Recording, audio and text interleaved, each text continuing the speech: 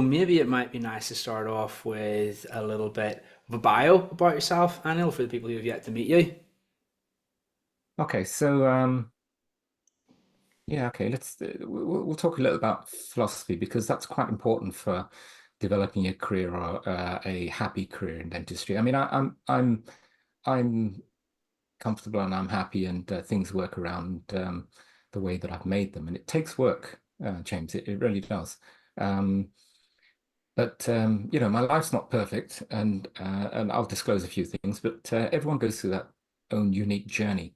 Um, Personally. I'll tell you a bit about myself. I was born in Kathmandu in Nepal, um, and came from a privileged existence, I'd say. We lived until I was about 5 or 6 opposite the old Royal Palace in Durbar Marg. If any of you have been to Nepal, you'll know it's a protected area, and I used to look over into the grounds of the old Royal Palace. Our family was in well-established family, goes back almost 300 years in Nepal, was in construction, finance, tobacco, import and export, luxury goods, and my great-grandfather was jeweler to the royal family. Um, and then Dad, who was professor at Johns Hopkins, came to the UK. Mum was university lecturer, and they decided to take me out to the UK, and that's where I grew up from about the age of 5 or 6, and moved to semi-detached suburbia in 1970s Britain, which wasn't an easy time as an immigrant. But actually, that's the thing is, James. I don't know whether I discussed with you, but I've always known I'm different, even amongst my own people. So the thing is that for me, from as early as about age 7 or so, you know, I became very comfortable with that. I embraced it. Um, and that kind of reflects on my journey to where I am in dentistry and my relationship with money, which is presumably what the theme of this podcast is about, I suppose, because they're interrelated. So when you're put into a different environment, people often misquote Darwin and say it's survival of the fittest. It's not. That's not what he said. What he actually said was it's survival of the species who adapt to a changing environment. And that's essentially where I was. So I changed to a different environment where I had to learn a completely new language. And then, anyway, ultimately, I went through education and got to um, Newcastle, where I graduated in 92 as a dentist. So I've had a 30-year career, I suppose, now. And um,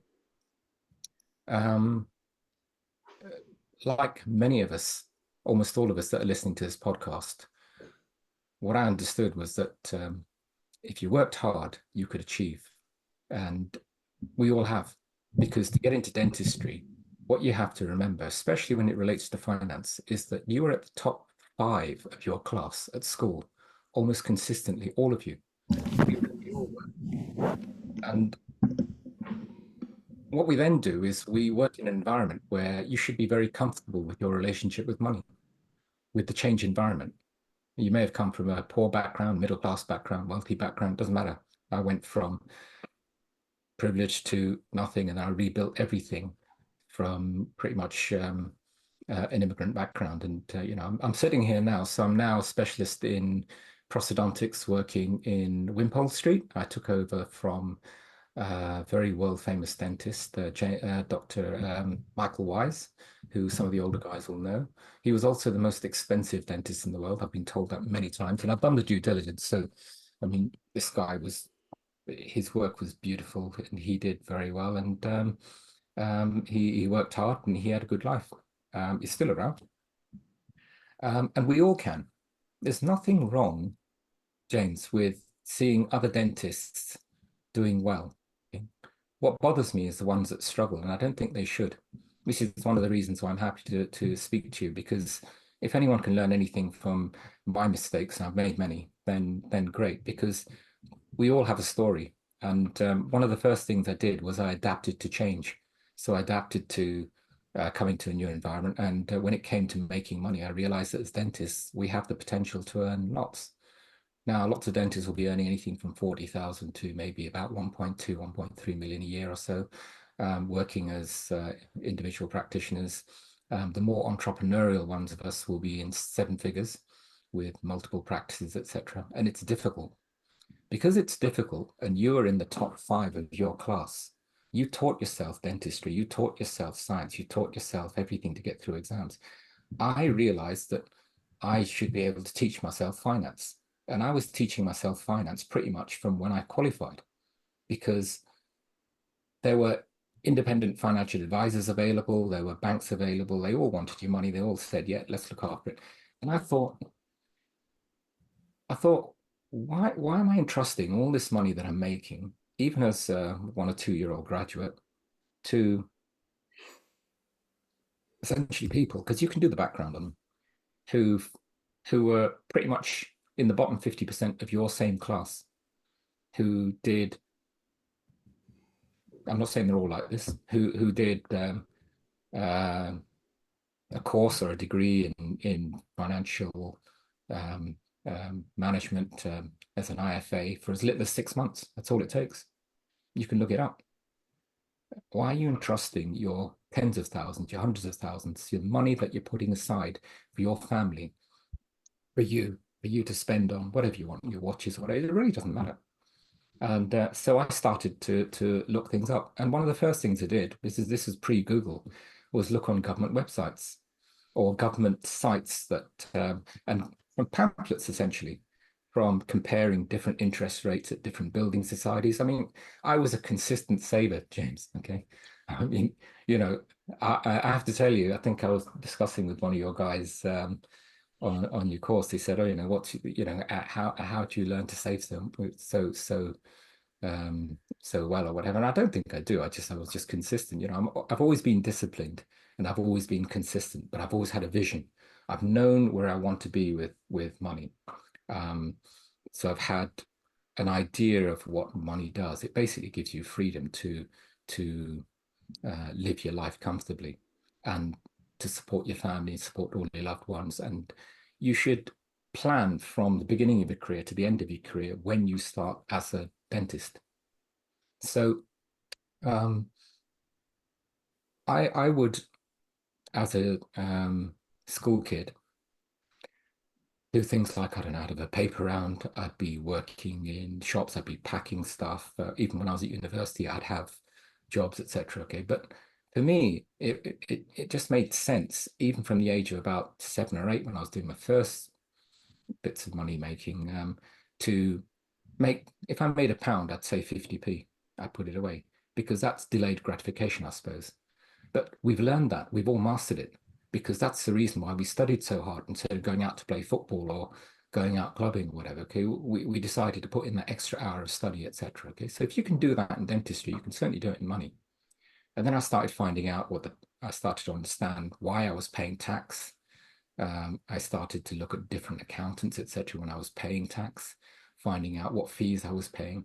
And the thing that I didn't want to do was what I first experienced, which was sit with an accountant who was, quite frankly, a bit condescending and said, "Oh, you've got to pay this much, etc." And then they would talk a load of figures. And I thought, this is gobbledygook, but I can teach myself. So the next time they did my P&Ls, I started asking questions, and he could see that, oh, this isn't the usual question I get, and this isn't the usual, why am I paying this much, etc. And I just started asking questions basically and doing my own research. Now it's so much easier. Now it's so much easier. Not only is it easier because you can look at this stuff on Google, etc. Okay, but you've got people like yourself now. This is, like I say, this is one of the reasons why I've agreed to do this for you, because I can see you're doing good for our profession. Okay, which is that you've got an empathetic listener who understands finance. Okay, and you're building a team around you. That, from what I understand, I've met them, so I know these are good guys. Okay, because I've asked some, I've only asked a few incisive questions, and it's pretty clear that I understand what I'm talking about. They understand that I understand what I'm talking about, and they're still open. And so I would implore all of you, the younger guys, especially going into looking at your finances, because there were a few people there. I only went to one of your invitation events just to see whether, quite frankly, you're full of shit or not. And Well, you got to do your groundwork, right? And that's a good thing. that's exactly what I'm saying, James. Why wouldn't you? Why would you trust all your money? That's a question to all of you that may be listening to this. Why would you trust all of your money, your tens of thousands every year, and just say, "Oh, my IFA deals with it. He's told me to invest in this. He told me to invest in that," okay, without asking a question? Because this is the money that you have established uh, is needed to support your family, your kids, your school fees, your retirement, etc.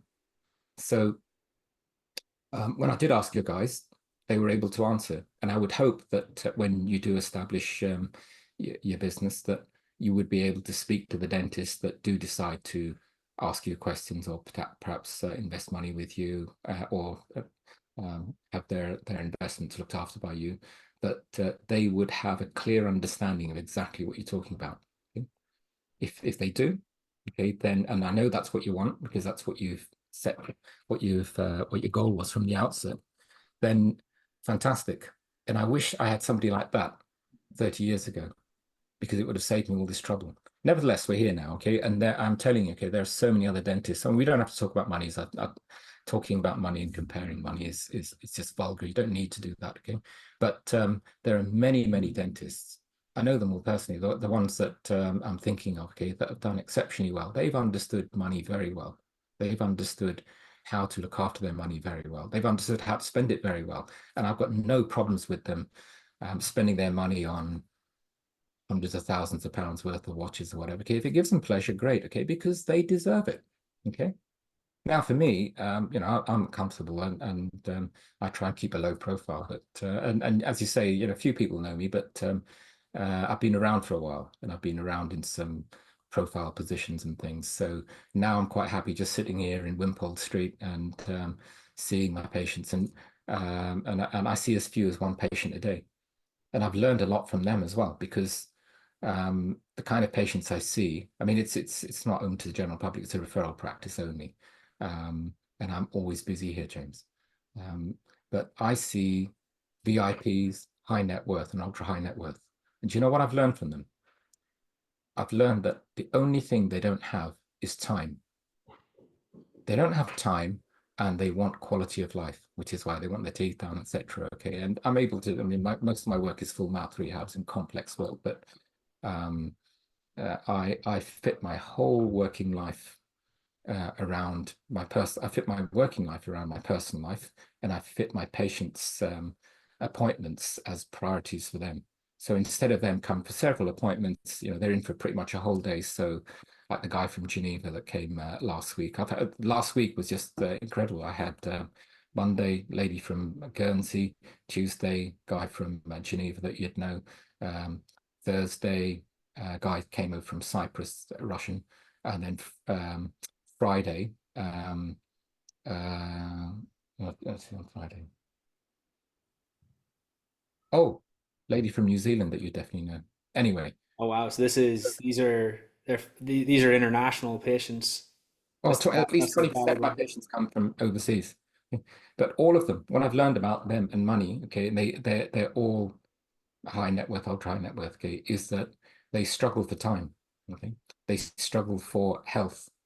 And so if you go back to what you think is a difficulty with money, okay, then when you first start making, because I've met so many dentists over the last 30 years, especially when I went to your course when you were introducing people to what your ideas were in terms of finance. And there were people who just qualified. I was very pleased to see that young guy from King's. Oh my God, he'd only qualified literally a few months ago, and he was there already Yes. trying to learn about money. I thought that was me. That's what I should have been. That if I had that, that would have been me. Okay?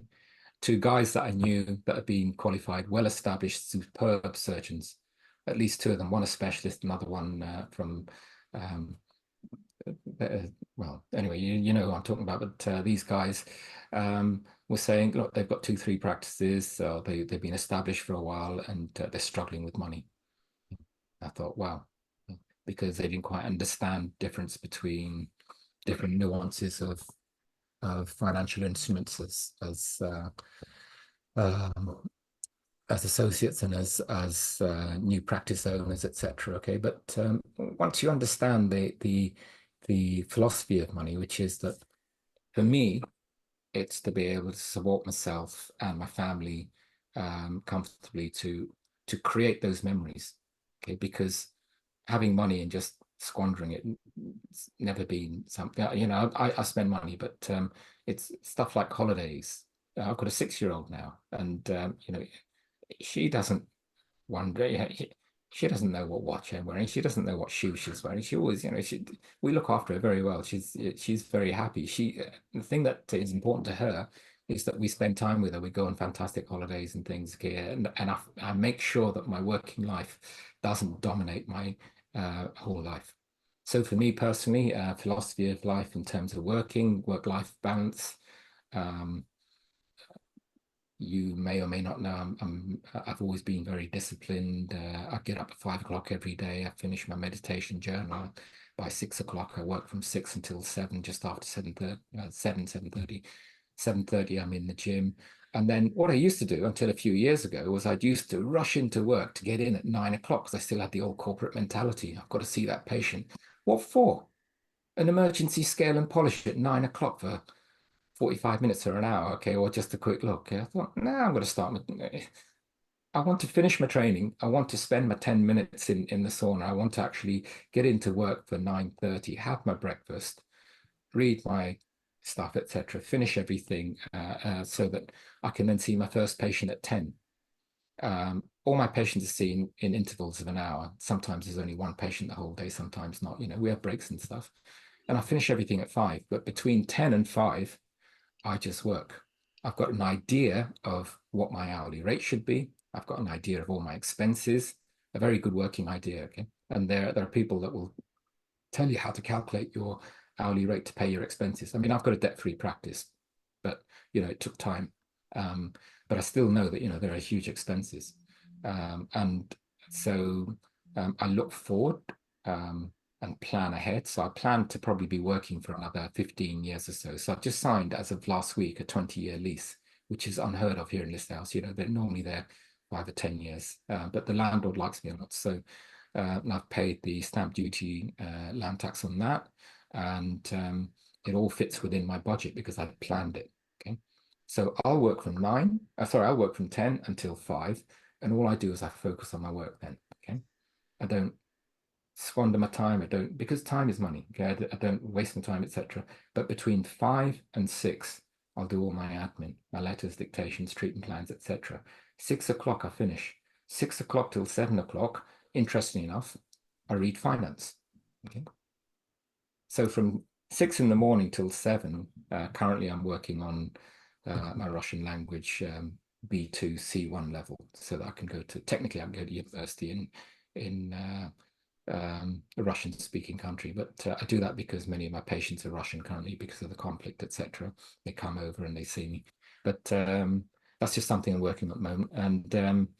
And then from 7 until 8 o'clock, I go back to the gym.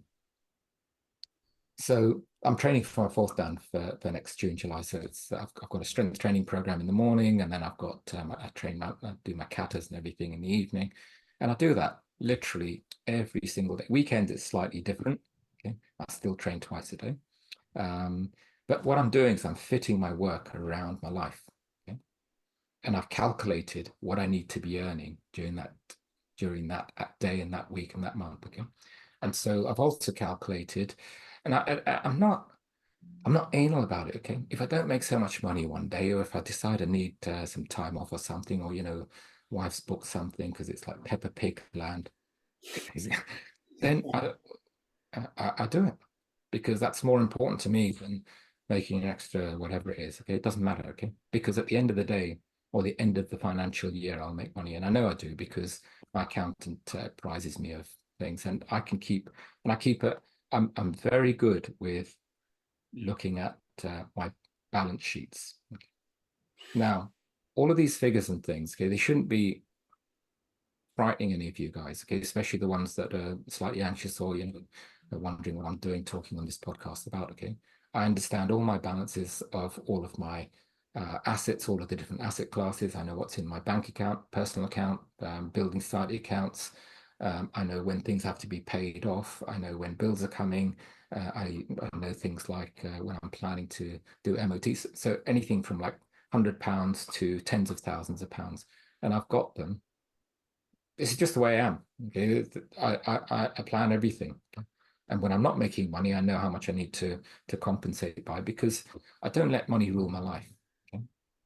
But I've been doing this for such a long time that I've understood how to balance things, which is why having a saving mentality, like even when I was very young, um, it really helped. So I think.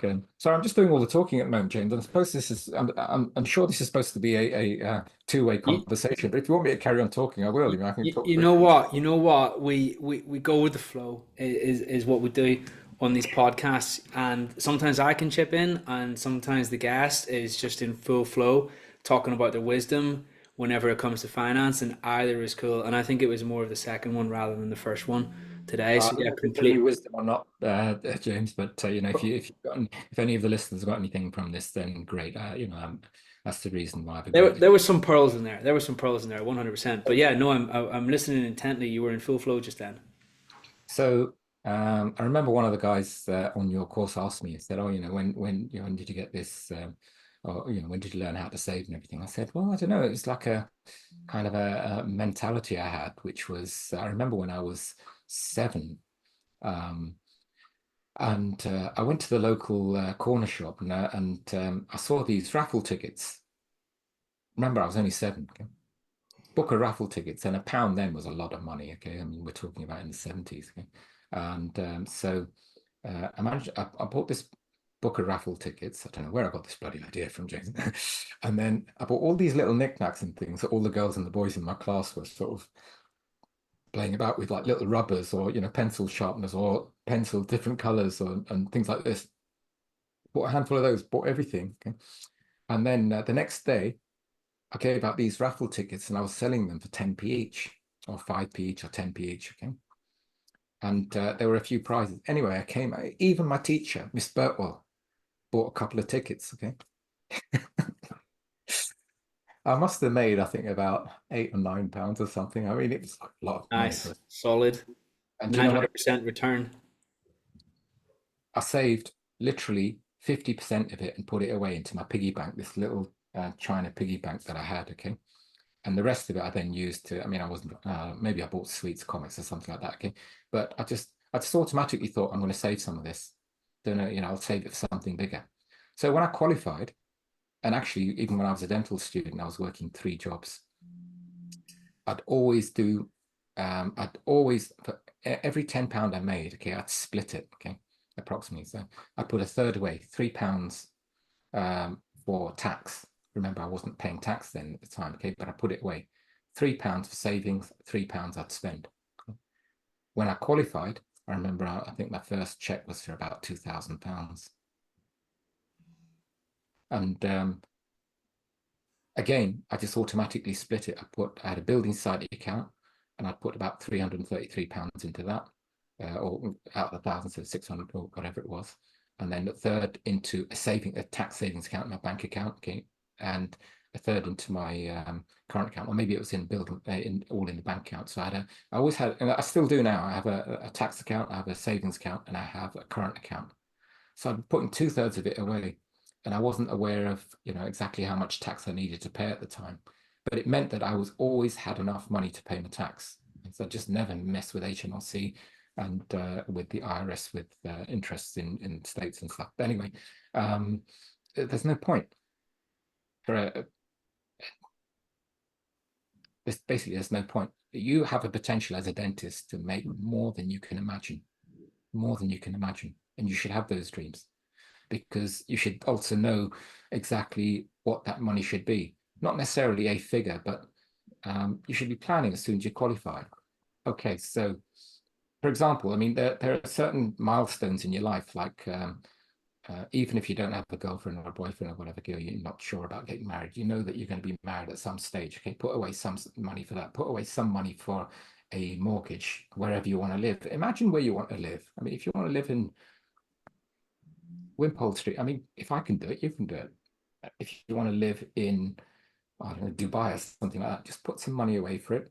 Put some money away for regular tax-free investments. I'll come back to that. Put money away for school fees. If you imagine you're going to have one kid, save for two. If you imagine you're going to have two kids, save for three. Just put it away. It's easier to put it away when little bits come in, and just be consistent. So I quickly learned that I think you asked me about this, about ISAs and things, and one of the guys asked me as well. He said, well, how do you do it? I said, it's very simple. Money comes in. So I have a limited company.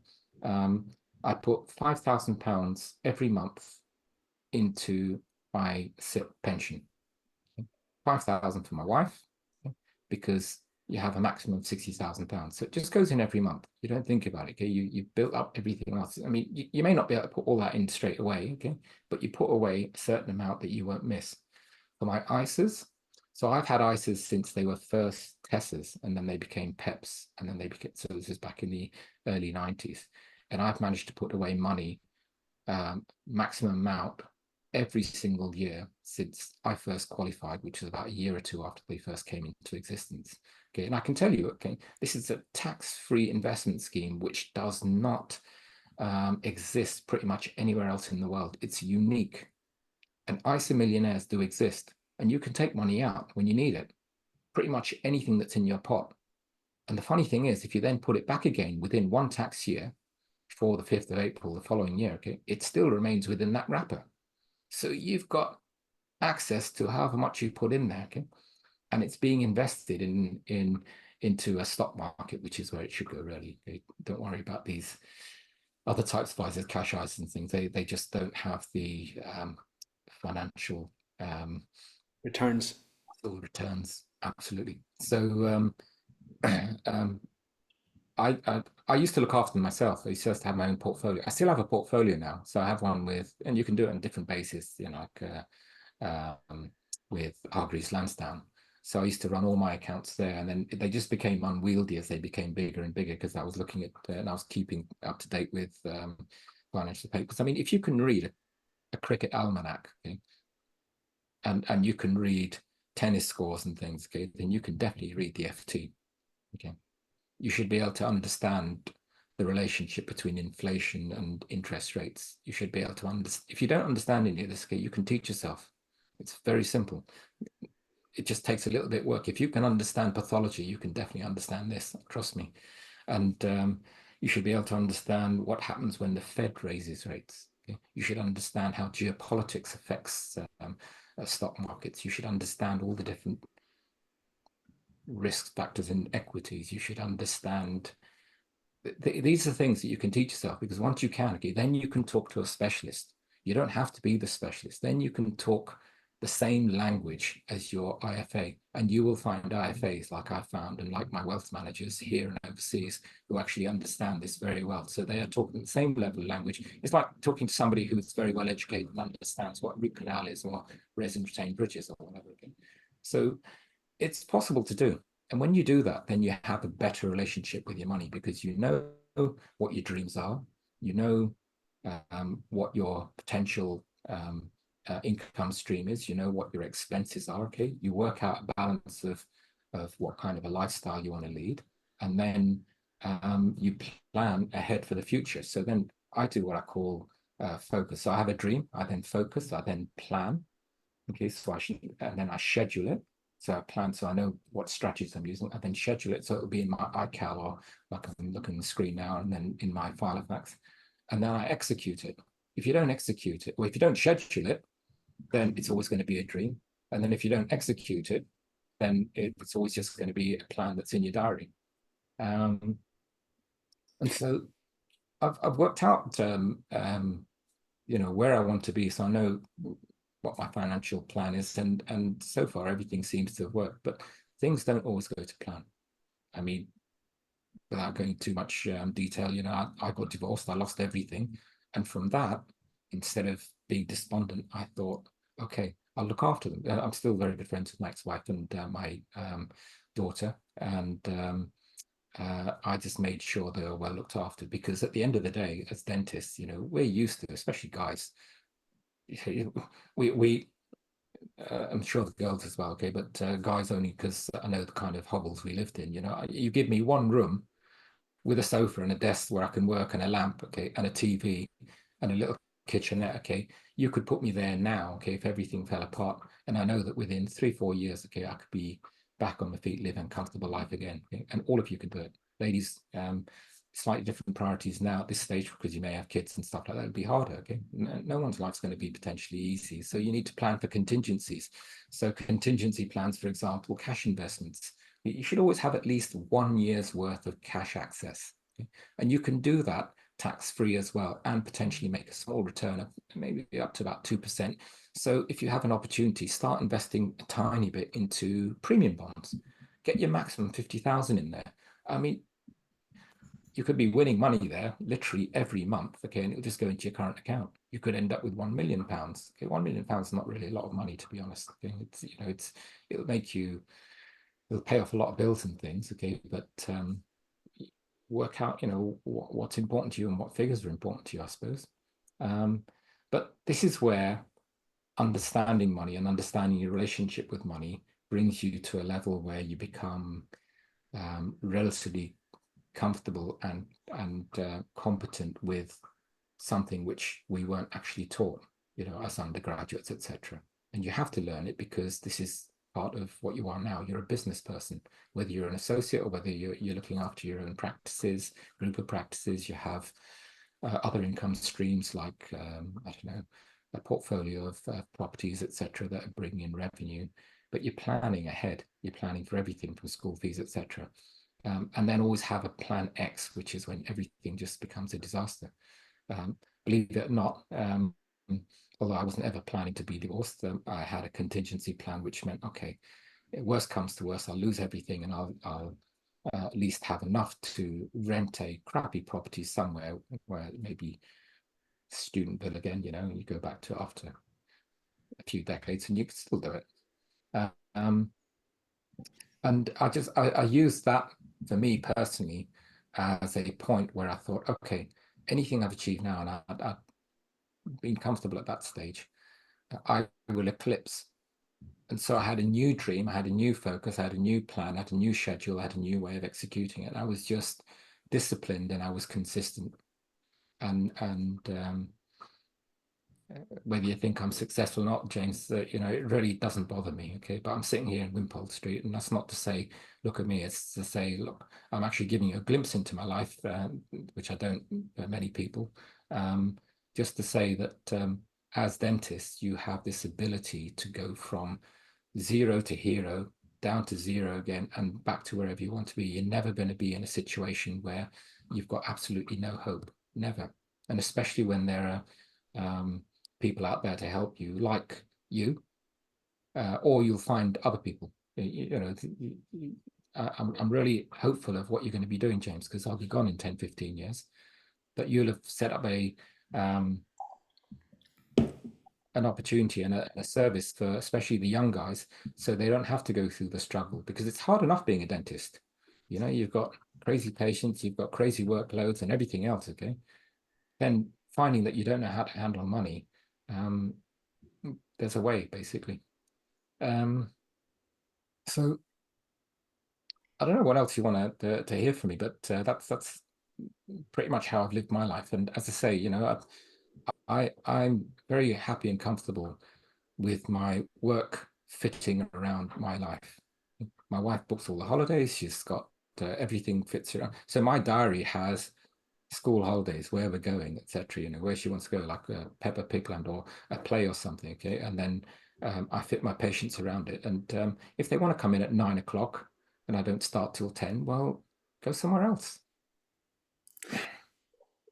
Well, I think just to touch on some of the things that you said just then, it's a big thing to realize in life. A lot of people make their life about the inputs, And really, we do the inputs in life to get the outputs, so to speak. And one of the outputs is cash or our remuneration. What are the inputs? The inputs are going to work, right? So the part in between is leverage, as in how we can get more out of each and every hour. So a big part of what's helped you create a life around your schedule is thinking about the part in between. How can I leverage my time in terms of, to touch upon what we said today, it's our cash flow, isn't it? And to do that, what it's meant to, the outcome of that means that you can go to the clinic for 1 hour a week. It's about investing in yourself. It's about investing in your skill set. It's about having a business. It's about having these things, so that what Yeah. it means is you can live that life. And if somebody embraces that fundamental concept of leverage, well, they're in for some really good stuff whenever it comes to the world of finance and whenever it comes to the world of money. Anybody who's ever got wealthy or who's ever achieved really good cash flow in their life has embraced that concept. And this, what you're describing, is the outcome of that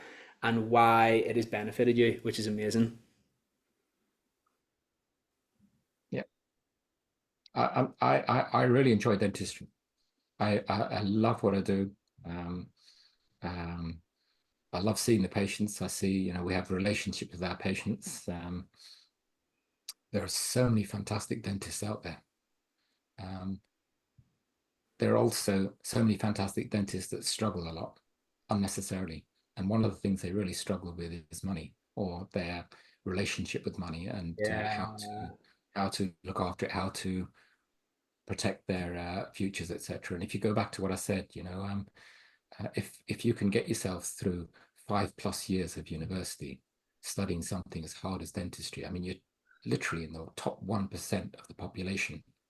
You can definitely teach yourself finance. Finance is not a foreign language that cannot be mastered. You got the brains. By the sheer fact that you are where you are as a dentist with that doctor before your name shows that academically you're in the top 1 to 2% of the country. So if dentists don't have the brains to understand it, who does? Is my question, and that's a very powerful belief set. You know, the thing is, they just need a little nudge, because they come out of dental school and it's not an easy environment. I mean, 20, 30 years ago when I qualified, you're literally thrown out into practice, and, we had an option of doing VT, and then it became mandatory, which then became DF1, DF2, etc. Okay, but, you're practicing very much defensive dentistry now. I know I'm an expert witness, and I'm a specialist in Roscoe, and I do second opinions for lots of things, and I can see that the environment has changed dramatically. I spend a lot of time in postgraduate education. I used to spend a bit of time in undergraduate education, and it's definitely become more hostile. Um, if we can get these young graduates to come in into the profession and realize that there is help for them, and that they can actually understand and negotiate the financial seas, which can be quite tumultuous, then I'm very hopeful. I love So it. I'm very pleased you're doing what you're doing, because it's unique. You can come across many different IFAs, but all I'd implore your listeners to do is start questioning. I mean, don't be aggressive questioning, but ask really incisive questions. Quite honestly, the question you should be asking yourself is, like I did, why am I entrusting all of this 5+ years, 13 years for me, of hard work and all my money, and just saying, okay, you look after it, and you talking to me in a foreign language, and being quite happy for me not to understand what's happening with it. Because you know what happens, you think, oh, why did I end up paying that much? Because I mean, I've made mistakes. Certain investment funds I've invested in, I've thought, and I calculated, after over 10 years, if I had just shifted my risk profile, or if they had shifted my risk profile to high risk, which is what I wanted, instead of, oh, you don't actually want to be risking that much. In that 10 years, I would have made an extra £210,000 tax free. This is the thing, right? And it's very much they input into the computer that your profile, a profile of an individual. The computer spits out a number with not nearly as much context as there is in actual reality, and then assigns you a portfolio which ultimately is inverted commas low risk. What that actually equates to is low volatility, and then that also generally means low returns. Yeah, yeah. And they do it because they think, oh, I don't want to risk my job, or I have to answer to my manager as to why you put him in high risk. You put him in high risk because he asked you to, and he can afford to lose that money. And he actually wanted to make that extra return, which he would have done. So, please do ask questions. Please ask questions. And quite honestly, if the IFA or whoever you're asking, even your bank manager or the bank manager's financial advisors within the bank, which you may come across, okay, tell you, oh no, you don't want to be doing that, doctor. Yeah, ask them why. If they're uncomfortable with it, then just move. And this is the thing that stunned me back in the day whenever I started reading books on finance for the first time. I would posit that you could read 1 to 2 good books on finance and poke holes in about 80-90% of the portfolios that are out there, even the ones that are professionally managed. And that's not to say there isn't a place for professionals, but what there is to say is that there's scope to improve those portfolios that we talked about before, get better returns, which ultimately, to pull that out of the abstract, means that someone can retire much sooner, or certainly has the opportunity to. Right. Like critically reading papers, okay? You can read one paper and you can just, just because it's published in the BDJ doesn't mean it's a definitive paper.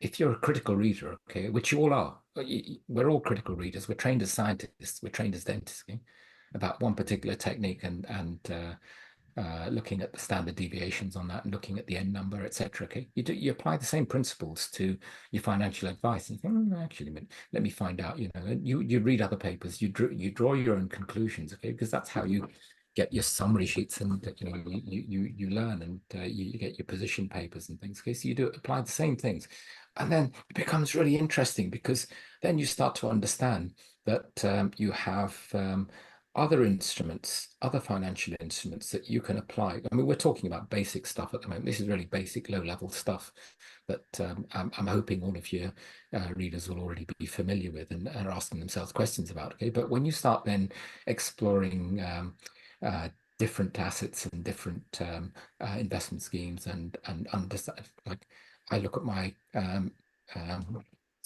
my ledger wallet for my crypto assets, and I think, oh, that's interesting. Okay, and then you see that incredible volatility there. And then you see um, enterprise investment schemes and other ways of ameliorating your taxes, okay?